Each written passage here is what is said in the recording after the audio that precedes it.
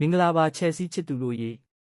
ချယ်ဆီအသင်းဟာအသက်24နှစ်အရွယ်ဘရာဇီးတိုက်စစ်မှုယာဝူပက်ထရိုကို2030ခုနှစ်ဇွန်လအထိတက်တန်းရှိ6နှစ်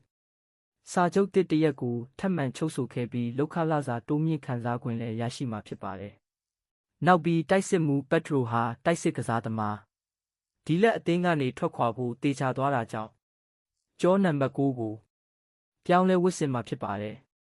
နောက်ထပ်တစ်ပုတ်အနေနဲ့ချယ်ဆီကစားသမားတစ်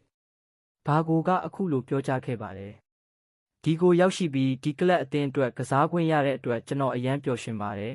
။ချယ်ဆီအသင်းဟာကမ္ဘာအကောင်းဆုံးကလပ်အသင်းတွေကတစ်ခုပါသူတို့ကအသင်းကိုကမ်းလှမ်းလာပြီဆိုရင်လက်ခံရမှာပါပဲ။ပရီးမီးယားလိဂ်ကိုပြန်လာနိုင်ခဲ့တာဟာအလွန်ကောင်းမွန်တဲ့ခြေလှမ်းတစ်ရပ်ပါပဲ။ပထမဆုံးအပတ်ကအလွန်ကောင်းမွန်ခဲ့ပါတယ်။ကစားသမားတွေရဲ့အရေးသွေးပြင်းထန်တဲ့လှုပ်ရှားမှုတွေနဲ့လေ့ကျင့်ရေးအစီအစဉ်တွေအားလုံးဟာထိပ်တန်းအဆင့်မှာရှိနေပါတယ်။ချယ်ဆီအသင်းအတွက်ကစား권ရတာဟာအိမ်မက်တစ်ခုလိုပါပဲ။နီးပြအလွန်ဆိုနဲ့ပတ်သက်၍ဘာဂိုကကျွန်တော်အမြင်အရဆိုရင်သူဟာကမ္ဘာအကောင်းဆုံးတွေထဲကတစ်ယောက်ပါ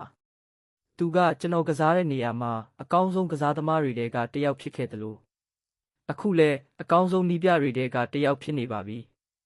ဘာဂိုဟာချယ်ဆီအသင်းမှာနံပါတ်4ကိုဝတ်ဆင်မှာဖြစ်ပါတယ်။ချယ်ဆီအသင်းဟာလူငယ်လေးရက်ဂျီဝဲရှ်ကိုဝီဂန်အသင်းထံတရားသည်ငါချလိုက်ပါတယ်။ချယ်ဆီနောက်ခံလူဒီဆာစီကိုပရီးမီးယားလိဂ်ကလပ်ခရစ္စတယ်ပဲလေ့စ်အသင်းငါခေါ်ယူဖို့